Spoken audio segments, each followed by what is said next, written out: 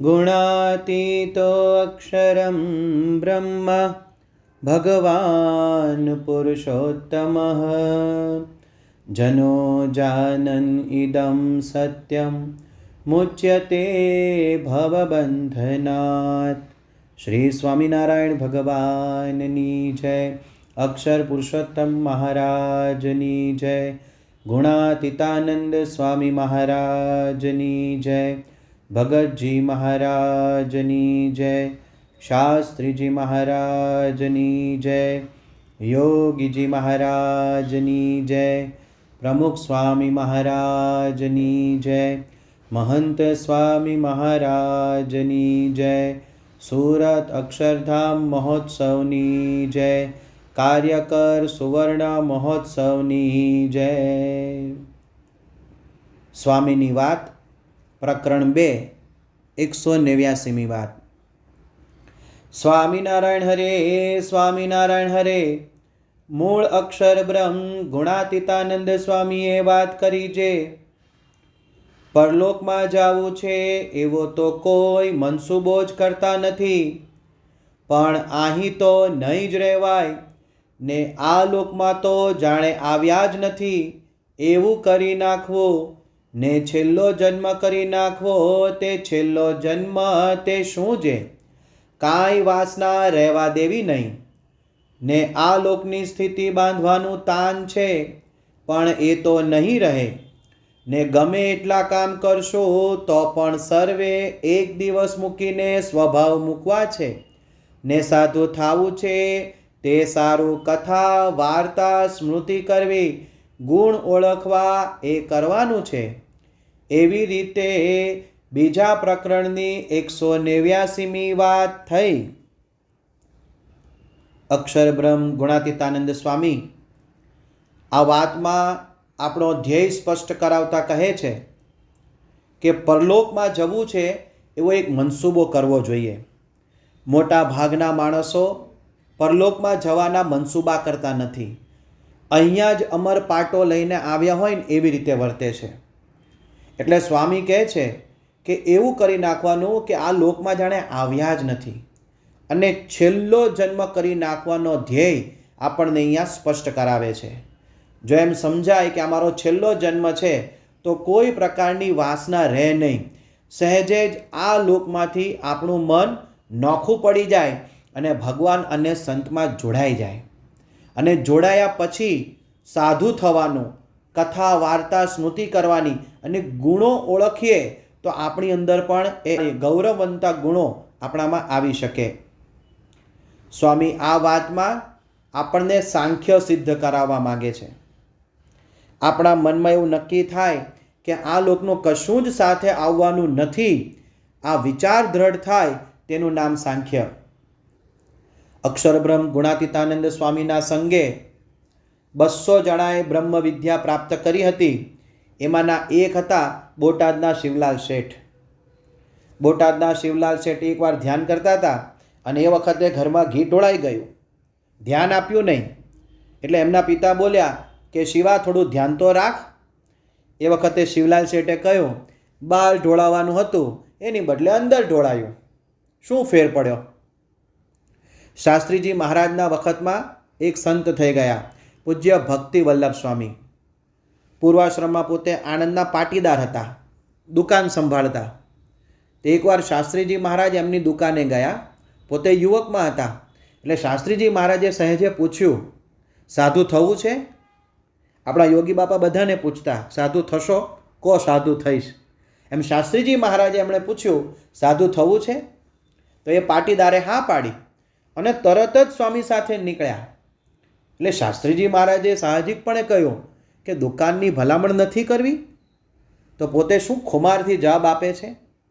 જો સાંખ્ય મત સિદ્ધ થયો હોય ને તો જ આવો જવાબ નીકળે। એ બોલ્યા આપણી ક્યાં છે, આપણે ક્યાં ભેગી લાવ્યા હતા? એટલે આ સાંખ્ય મત સિદ્ધ કરવો એ દરેક માટે કમ્પલસરી છે, પછી એ ત્યાગી હોય કે ગૃહી હોય। આપણા દરેક મંદિરોમાં સંધ્યા સમયે આરતી થાય તે પૂર્વે નિયમિતપણે ગોડી ગાવામાં આવે છે। એ ગોડીમાં સદગુરુ બ્રહ્માનંદ સ્વામીના 4 પદો છે। એમાંનું બીજું પદ આપણે ગાઈએ છીએ, હરિભજતા સુખ હોય સમજ મન, હરિભજતા સુખ હોય. એમાં માતા પિતા યુવતી સુત બાંધવ, માતા પિતા યુવતી સુત બાંધવ, સંગ ચલત નહીં કોઈ હો, સંગ ચલત નહીં કોઈ, સમજ મન હરિભજતા સુખ હોય. નવીનભાઈ, તો દુકાન સાથે આવે? જો આપણા સગાવાલા માતા પિતા યુવતી સૂત બાંધવ એ જો આપણી સાથે ચૈતન્ય નથી આવવાનું, તો આ સ્થાવર જંગમ મિલકત કેવી રીતે આપણી સાથે આવી શકે? ઘણીવાર હાસ્ય કલાકારો વાત કરતા હોય છે કે જ્યારે આપણે જન્મ્યા ને ત્યારે જે પહેલું પહેરણ પહેરાવ્યું એને ખિસ્સું નહોતું, અને જ્યારે મરી જઈશું અગ્નિ સંસ્કાર માટે આપણી નનામી ઉપડશે અને જે કફન આપણને ઓઢાડશે એ કફનને પણ ખિસ્સું નથી. એટલે કશું જ ઉપર લઈ જવાની સિસ્ટમ છે જ નહીં. હા, પાપ અને પુણ્ય આપણે ભેગા લઈ જઈએ છીએ. આપણી સાથે જો જ્ઞાન હોય કે મોહ કોઈકને ચોંટી ગયો હોય, માયા ચોંટી ગઈ હોય, તો એ જીવ સાથે આવે. પણ આ લોકની કોઈ જ વસ્તુ સાથે આવતી નથી. હવે જરાક વિચાર કરીએ શાંતિથી કે જો ઉપર કશું જ નથી લઈ જવાનું, એના માટે આખી દુનિયા કેટલો બધો પ્રયત્ન કરે છે, દિવસ રાત એક કરે છે. ઘણા તો કેટલા બધા પાપાચાર આચરે છે. ખાવામાં ભેળસેળ, દવામાં ભેળસેળ, ખોટા ઓપરેશનો કરવા, ખોટી રીતે કેસ કરીને ફસાવવા, કેટલો બધો પાપાચાર થાય છે. જો ઉપર લઈ જવાની સિસ્ટમ હોત તો આપણે કલ્પના પણ કરી શકતા નથી, કેમ કે કલ્પના કરવા છે તો બીક લાગે એવું છે. આ 70-80 વર્ષનું આયુષ્ય છે, એમાં થાય છે કેટલું બધું પાપ થાય છે. બગદાલ નામે એક ઋષિ થઈ ગયા, એમના જીવનમાંથી આપણે થોડોક ધડો લેવા જેવો છે. આ બગદાલ નામના ઋષિને કોઈકે પૂછ્યું, તમારી ઉંમર કેટલી? 78 રામાવતાર થઈ ગયા. બીજો પ્રશ્ન પૂછ્યો, રહેવા માટે કંઈક ઝૂંપડી જેવું તો બાંધવું જોઈએ ને, કેમ નથી બાંધ્યું? ત્યારે એમણે જવાબ આપ્યો કે થોડા કાળ જીવવું ને ઝૂંપડી ક્યાં બાંધવી. હવે આને થોડો કાળ જીવ્યા કહેવાય?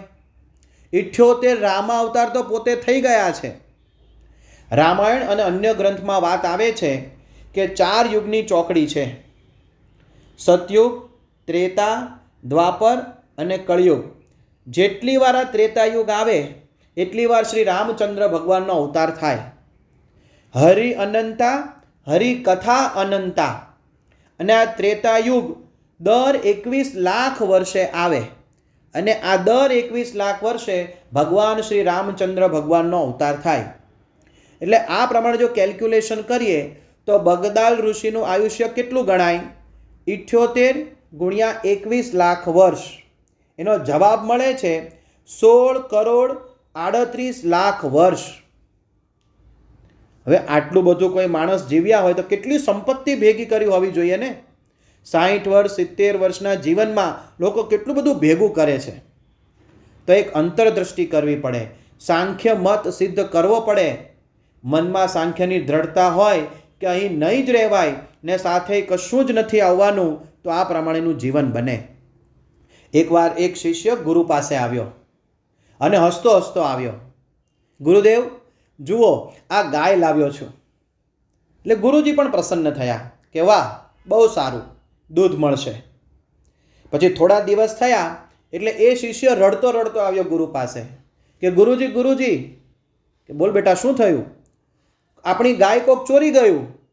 એટલે ગુરુજી કે સારું થયું, તારે છાણ વાસીદું કરવું મટ્યું. જો ગુરુજીએ સાંખ્ય મત સિદ્ધ કર્યો હતો તો એ બંને પરિસ્થિતિમાં ખુશ રહ્યા, અને શિષ્ય એક પરિસ્થિતિમાં ખુશ, બીજામાં ના ખુશ, રડવા માંડ્યો. કભી ખુશી કભી ગમ. આવું કેમ થયું? કારણ કે સાંખ્ય મત સિદ્ધ નહોતો કર્યો.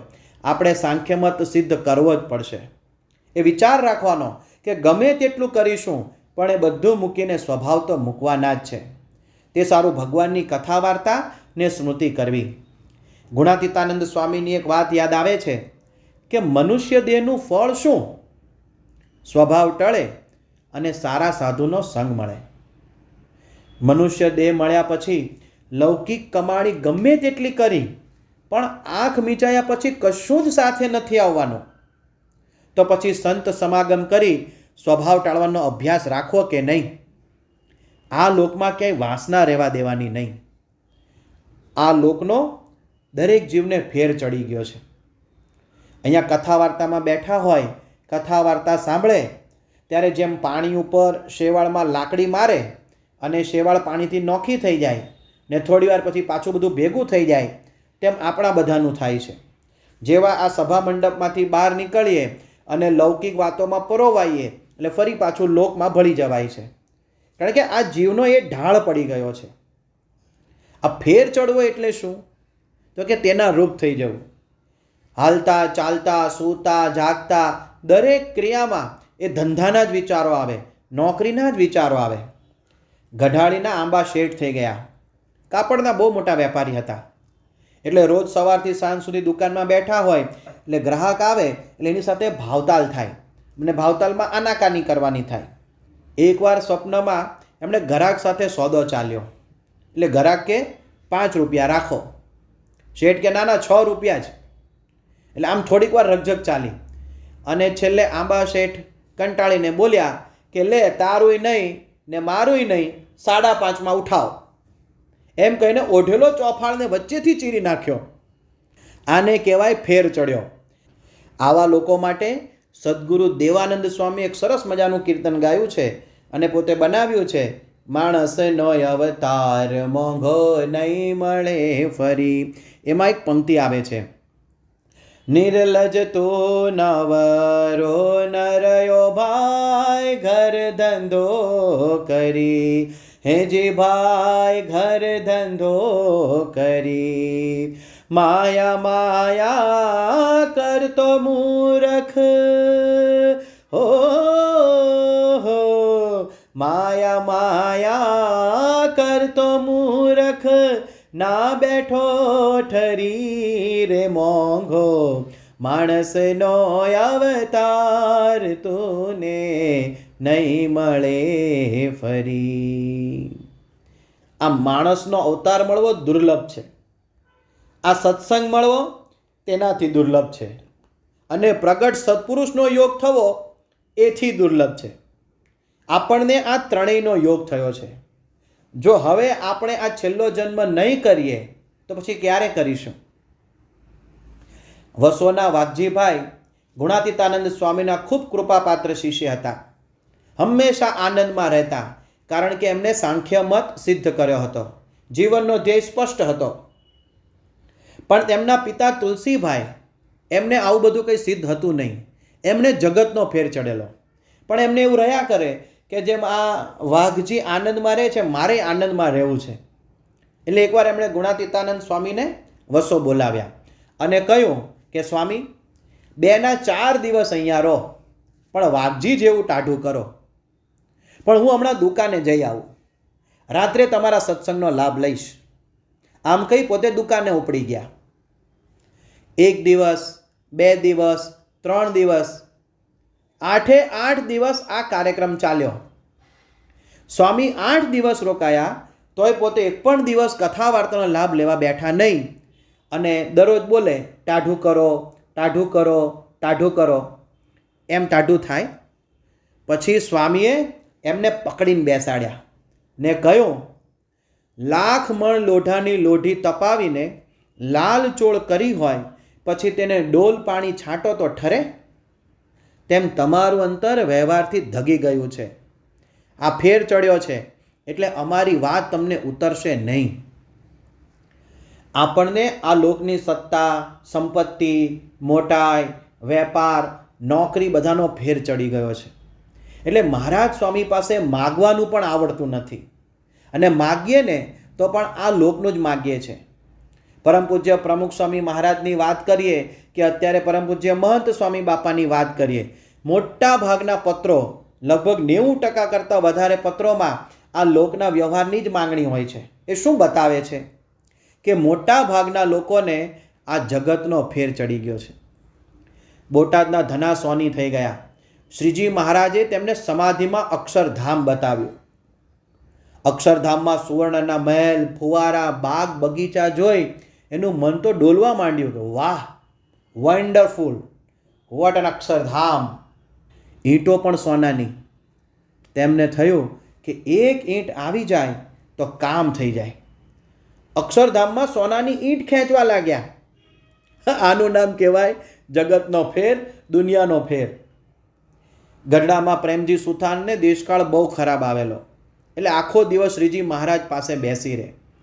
હવે મહારાજ તો અતિ દયાળુ સ્વભાવના, એટલે આ પ્રેમજી સુથારને આવક થાય એવા હેતુથી 3 પાંખડાવાળી સારડી અપાવી અને કંઠી માળા બનાવવાની આજ્ઞા કરી. સાથે બધા હરિભક્તોને પણ આજ્ઞા કરી કે તમારે આ પ્રેમજી સુથાર પાસે કંઠી બનાવવી, માળા બનાવવી અને ખરીદવી પણ. તો ધીરે ધીરે કરતાં પ્રેમજીનો ધંધો તો ચાલવા માંડ્યો, અને એવો ચાલ્યો કે પોતે નવરો જ પડે નહીં. શ્રીજી મહારાજના દર્શન, કથા બધું જ બંધ થઈ ગયું. આને કહેવાય આ દુનિયાનો ફેર, જગતનો ફેર. વાત સાંભળીએ ત્યારે મનમાં થઈ જાય હવે ભગવાન ભજવા છે, પછી હતા ત્યાં ને ત્યાં. એટલે આપણે આ વાતમાંથી શીખ મેળવવાની કે મારે છેલ્લો જન્મ કરી લેવો છે, અને આ જન્મે જ મારે બધા સ્વભાવ મૂકવા છે, સાધુપણું લાવવું છે.